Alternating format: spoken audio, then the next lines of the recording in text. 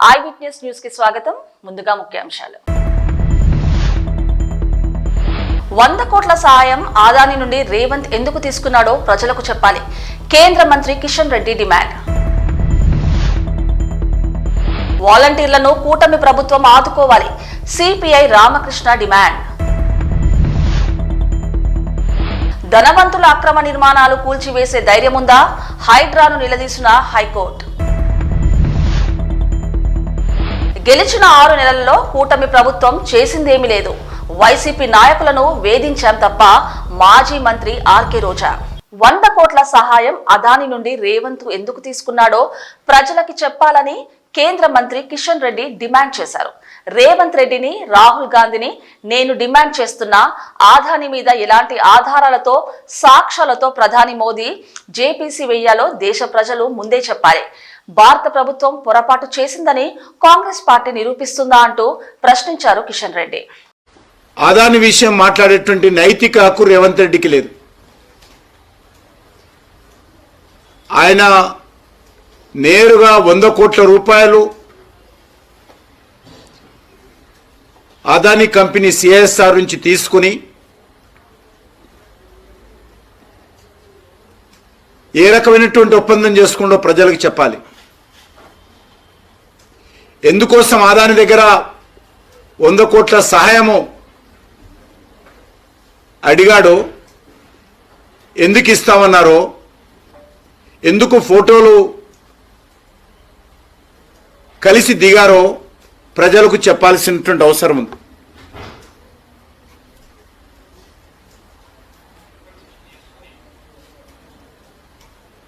ఆదానిపైన JPC వేయాలి. మోడీ గారు ఆదాని రక్షిస్తున్నాడు. నేను కాంగ్రెస్ పార్టీని సవాల్ చేస్తా ఉన్నాను.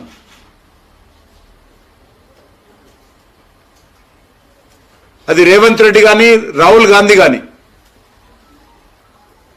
ఏ ప్రాతిపాదికన ఆదానిపైన చర్యలు తీసుకోవాలో ఏదైనా ఒక్క సాక్ష్యం చూపించాల్సిందిగా కోరుతా ఉన్నాను. ఏ ఒక్కటి కూడా ఈరోజు మన దేశం యొక్క మీడియా ముందు కానీ, మన దేశంలో ఉన్నటువంటి న్యాయస్థానాల ముందు కానీ, దేశ ప్రజల ముందు కానీ ఏ ఒక్క ఆధారాలు చూపించకుండా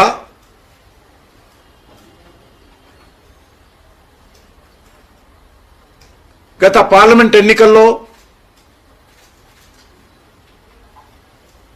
ఇటీవల జరిగినటువంటి ఎన్నికల్లో వరుసగా ప్రజా వ్యతిరేకతతో విశ్వాసం కోల్పోయి వరుసగా గత 10 సంవత్సరాలుగా అనేక ఎన్నికల్లో ఓటమి పాలవుతూ ఈరోజు మళ్ళీ ఆదాని మాట మాట్లాడడం చాలా విడ్డూరంగా ఉంది. ఏ ఒక్కటైనా భారత ప్రభుత్వం పొరపాటు చేసిందని, భారత ప్రభుత్వము అవకతవకలకు పాల్పడిందని ఈరోజు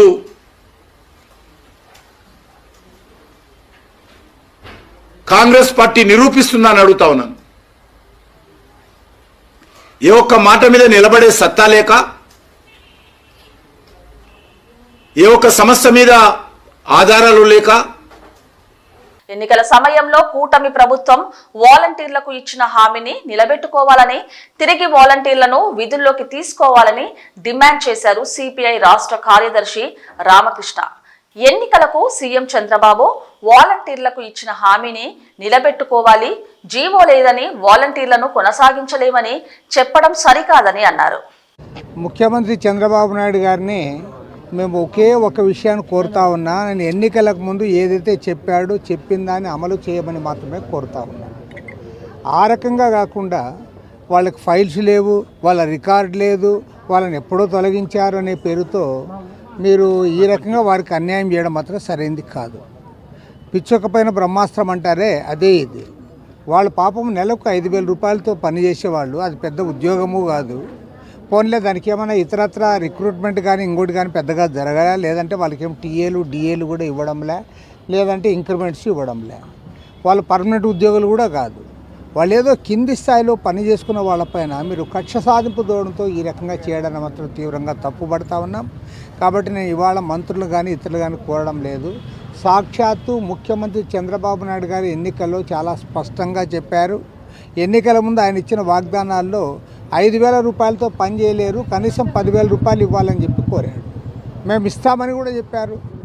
ఇవాళ మీరు అధికారానికి వచ్చిన తర్వాత మంత్రివర్గ సమావేశాలు కూడా చర్చించి వారి గురించి మీరు అది ఒక నిర్ణయం తీసుకోకుండా ఉండడం మాత్రం సరైనది కాదు.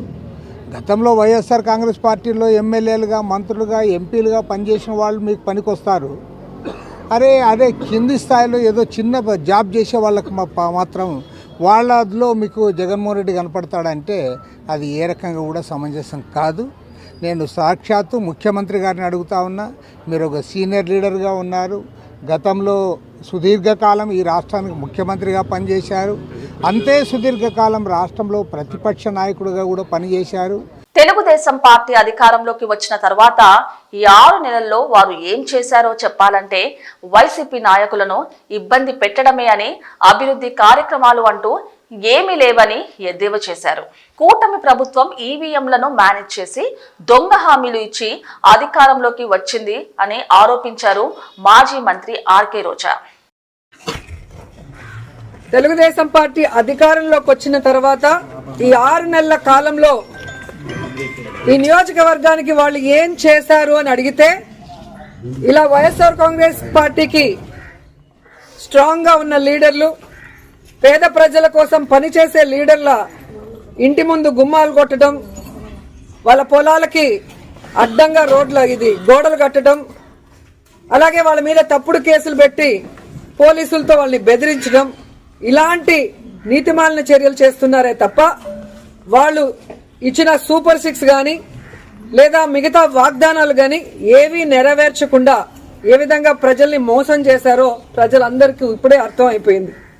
కానీ దురదృష్టం ఏంటంటే ఈ పంచాయతీలో తాగే నీళ్ల దగ్గర నుంచి ప్రజలకి అన్ని అందుబాటులోకి తీసుకొచ్చే సచివాలయం, ఆర్బీకే సెంటర్ అన్ని కూడా ఇక్కడ లీడర్లు వాళ్ళ ల్యాండ్ ఇచ్చి కట్టించి ప్రజలకు అన్ని అందుబాటులోకి తీసుకొచ్చారు.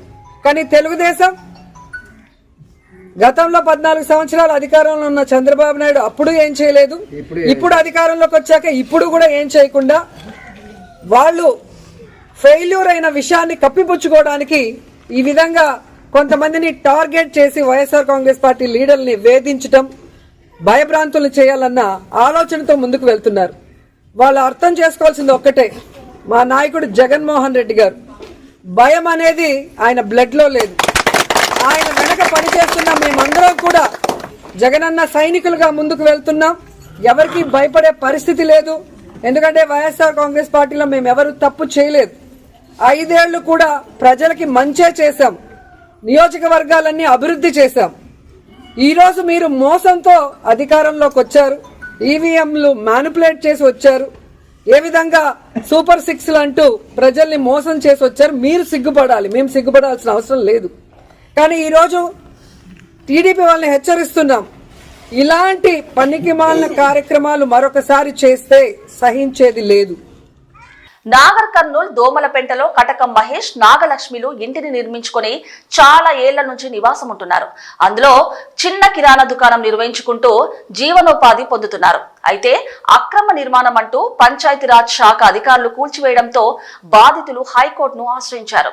కూల్చివేత చేపట్టారంటూ హైకోర్టు మధ్యంతర ఉత్తర్వులు జారీ చేస్తూ కౌంటర్లు దాఖలు చేయాలని ఆదేశించింది. ఈ ఉత్తర్వులుండగానే ఇంటిని కూల్చేయడంతో మహేష్, నాగలక్ష్మిలు కోర్టు ధిక్కరణ పిటిషన్లు దాఖలు చేశారు. దీంతో నిర్మాణ పంచాయతీ కార్యదర్శి సొంత ఖర్చుతో పునరుద్ధరించుకోవాలని, పరిహారం, శిక్ష గురించి తర్వాత పరిశీలిస్తామంటూ విచారణ వాయిదా వేసిన కోర్టు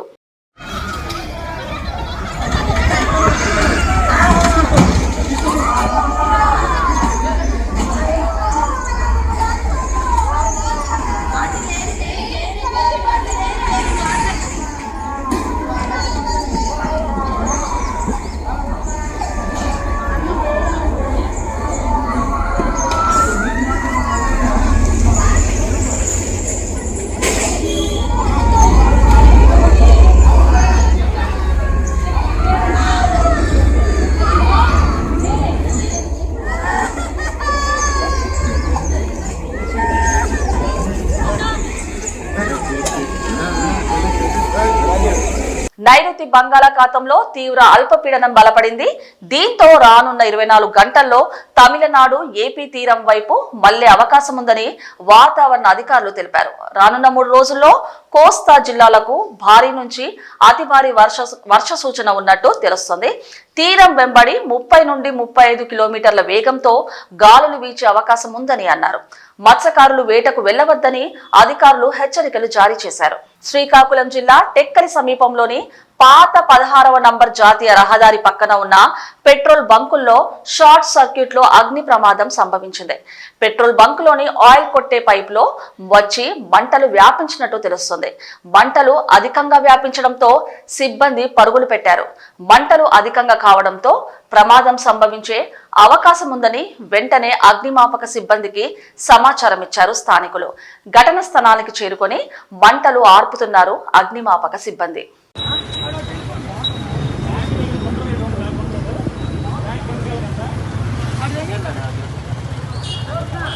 విజయవాడ ఇంద్రకీలాద్రిపై శ్రీ దుర్గా మల్లేశ్వర దేవస్థానంలో భవానీ దీక్షల విరమణలు ఈ నెల 21వ తేదీ నుంచి ప్రారంభమవుతాయి. భవానీ దీక్షల విరమణ నేపథ్యంలో అధికారులు భక్తులకు ఎటువంటి ఇబ్బందులు తలెత్తకుండా అన్ని ఏర్పాట్లు చేస్తున్నారు.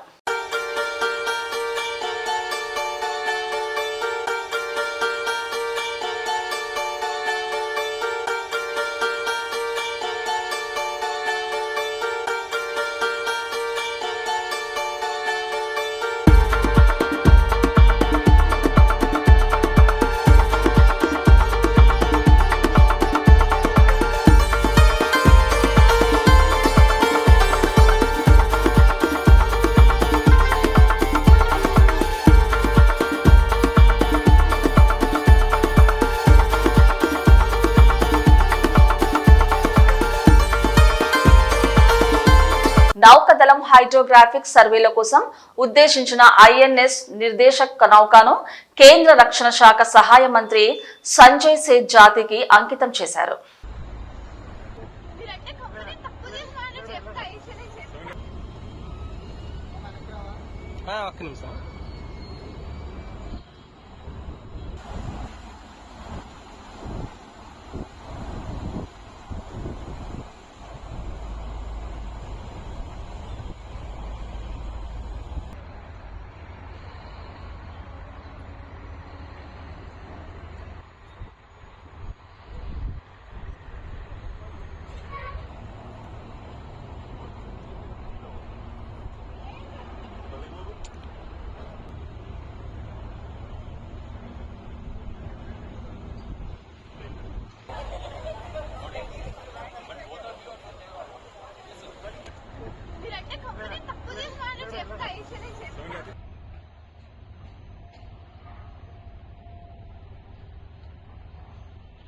సహచర నటిని వేధించినట్టు వచ్చిన ఫిర్యాదు ఆధారంగా ప్రముఖ యూట్యూబర్ బెహరా ప్రసాద్ పై కేసు నమోదు చేసి జూబ్లీహిల్స్ పోలీసులు అరెస్ట్ చేశారు.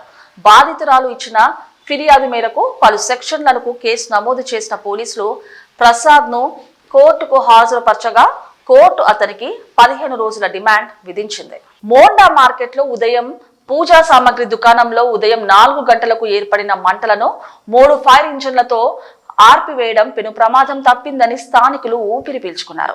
అప్పటికే 4 దుకాణాలకు మంటలు వ్యాప్తి చెంది భారీ ఆస్తి నష్టం సంభవించింది. చాలా మంటల నుండి నిప్పు రవ్వ పడి ప్రమాదం జరిగి ఉంటుందని పోలీసులు అనుమానిస్తున్నారు. ఈ ప్రమాదం పగటిపూట జరిగి ఉంటే భారీ ఆస్తి ప్రాణ నష్టం జరిగి ఉండేదని వారు తెలిపారు. ఫైర్ సేఫ్టీ అధికారులు మాట్లాడుతూ మాకు సమాచారం అందిన 5 నిమిషాల్లో ఇక్కడికి చేరుకున్నట్టు తెలిపారు. 5 దుకాణాలలో మంటలు ఏర్పడ్డాయని చెప్పారు. చాలా ఇరుకైన ప్రాంతం కావడంతో మంటలు ఆర్పడానికి చాలా కష్టపడాల్సి వచ్చిందని అన్నారు. ఎవరికీ ఎటువంటి ప్రమాదం జరగలేదని వెల్లడించారు.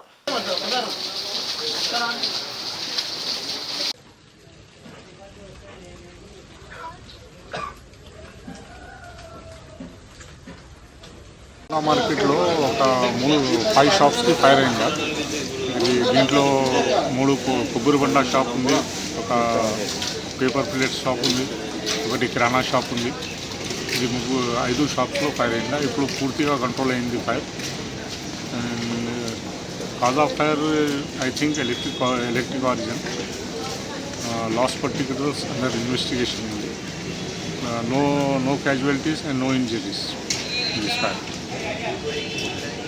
ఎన్ని ఫైర్ ఇంజన్స్ తోటి? 3 ఫైర్ ఇంజన్స్ అటెండ్ చేసినాం ఫైర్గా.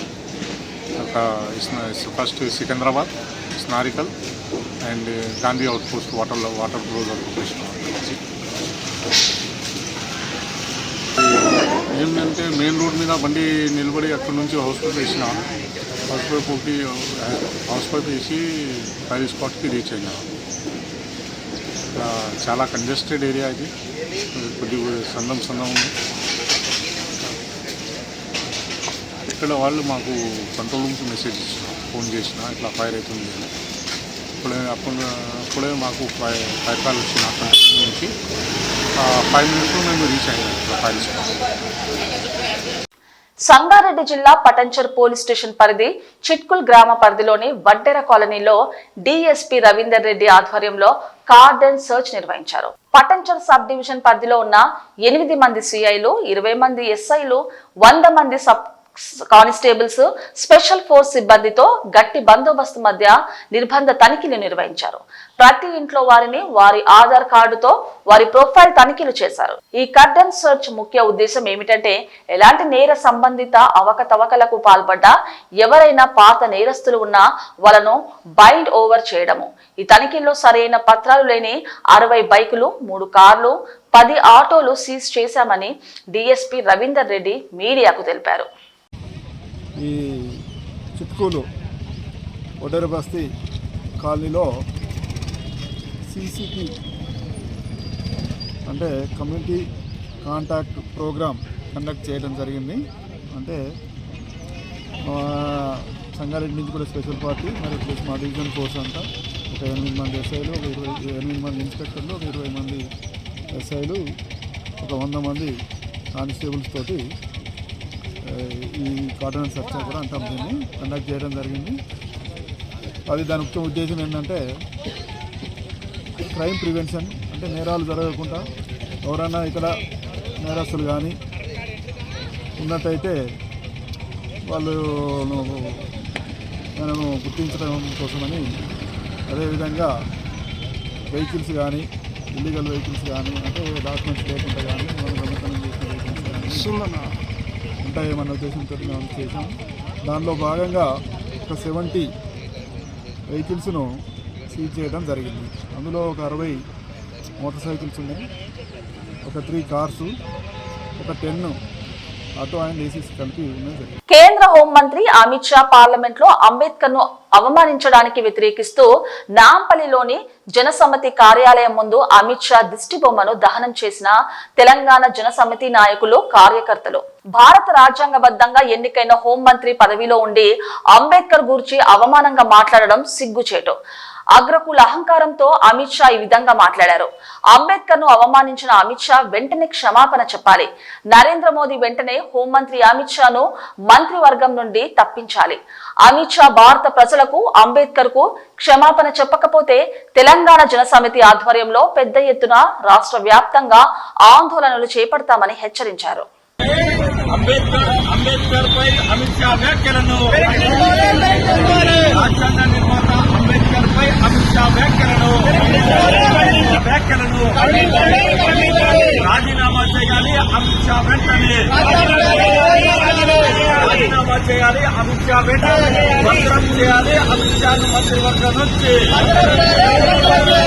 భద్రం చేయాలి అమిత్ షాను మంత్రివర్గం నుంచి, భద్రం చేయాలి అమిత్ షాను మంత్రివర్గం నుంచి, కాపాడాలి భారత రాజ్యాంగాన్ని, పరిరక్షించుకుందాం భారత రాజ్యాంగాన్ని,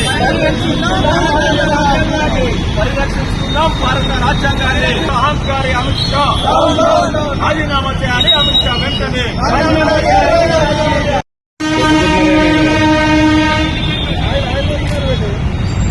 Amit Shah down down, Amit Shah down down, Amit Shah down down, Amit Shah down down, Amit Shah down down, Amit Shah down down, Amit Shah down down, photographer down down, కేంద్ర మంత్రి అమిత్ షా డౌన్ డౌన్, కేంద్ర మంత్రి అమిత్ షా డౌన్ డౌన్, కేంద్ర మంత్రి Amit Shah down down, Amit Shah down down, Amit Shah down down, Amit Shah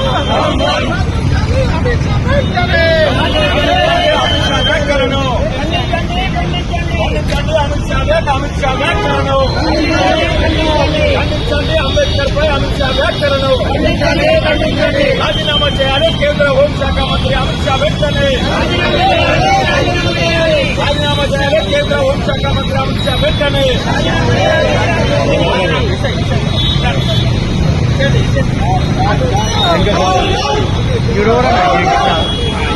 is Sadan PS పరిధిలో ఉన్న మదనపేట చౌరస్తాలో ఉన్న వుడ్ వర్క్ అండ్ వెల్డింగ్ షాప్లలో మంటలు ఎగిసిపడ్డాయి. అటుగా వెళ్తున్న స్థానికులు గమనించి పోలీసులకు సమాచారం అందించారు. స్పాట్ కి వచ్చిన పోలీసులు అగ్నిమాపక సిబ్బంది మంటలు అదుపు చేసే ప్రయత్నాలు చేస్తున్నారు. అగ్ని ప్రమాదానికి గల కారణాలు తెలియాల్సి ఉంది. మలకపేట ఫైర్ స్టేషన్ కి మదనపేట తిరిగి దగ్గర ఫైర్ అవుతుందని మెసేజ్ రావడానికి Malakpet fire vehicle turn out అయింది. ఇక్కడ సిచ్యువేషన్ చూసి అదర్ 3 ఫైర్ స్టేషన్ నుంచి వెహికల్స్ తెప్పించడం జరిగింది. మొగలపుర, కత్పుర, ముస్లింబాద్. ప్రజెంట్ అయితే ఫైర్ కంట్రోల్లో ఉంది. ఫైర్ కారణం షార్ట్ సర్క్యూట్ అనుకుంటున్నాము. Loss of property under estimation మొత్తం ఫైర్ కంట్రోల్ అయిన తర్వాత అప్పుడు అంచనా కట్టడం జరుగుతుంది. ప్రస్తుతానికి ఫైర్ కంట్రోల్లో ఉంది. 4 బళ్ళు టర్న్ అవుట్ అయ్యాయి. మలకపేట, ముస్లింబాద్ అండ్ చంద్రాయణగూడ. 4:30 మనకు ఫైర్ కాల్ వచ్చింది. 4:35-40 కానీ మొదట మలకపేట బండి వచ్చింది. ఇక్కడ ఫైర్ అందుబాటు లాస్ అండర్ ఎస్టిమేషన్ ఇప్పుడు చెప్పలేము. కంట్రోల్ అయిన తర్వాత మేనేజ్మెంట్తో మాట్లాడి ఎంత అవుతుందని చెప్పి ఇంకోటి షార్ట్ సర్క్యూట్ అనుకుంటున్నాం. ఎర్లీ అవర్స్ కదా షార్ట్ సర్క్యూట్. मेरा नाम Anjari Dey, fire station in-charge officer, fire station Malakpet से बात करता हूँ। 4:30 बजे को फायर कॉल आया. कंट्रोल हमारा फायर कंट्रोल रूम से आया. आने के बाद हमारा गाड़ी पहले टर्न आउट करके इधर आया. होने के बाद देखे तो पूरा ज़्यादा फायर दिख रहा है. तो और 3 गाड़ी को मंगाया. पूरा 4 गाड़ी को पूरा मिलके काम करे. अभी पूरा कंट्रोल हो गया.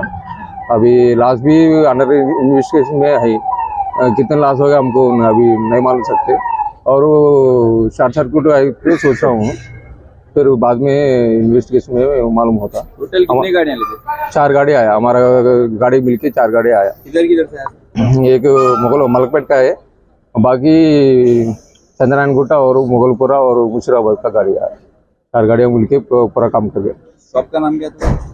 सुपर फाइन नाम बोल के है. हमारा EDF साहब आया, षणमुखराव साहब सारू सुपरवाइजर्स में पूरा का लोगों काम करके आया. और Mughalpura station fire officer GV Reddy साहब भी आया, जी वेंकट रेड्डी साहब भी पूरा काम मिलके काम कर रहे हैं. ठीक है. लॉस कितना हुआ?